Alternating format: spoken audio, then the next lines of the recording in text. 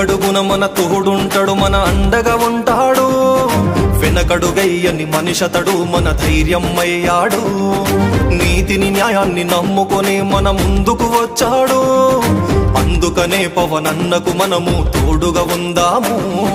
జై జై జై జై పవనన్న, జయ హో పునిదెల పవనన్న. జనసేన నీ వెంటన్న కడదాకా ఉంటామన్నా. జై జై జై జై పవనన్న, జయ హో పునిదెల పవనన్న.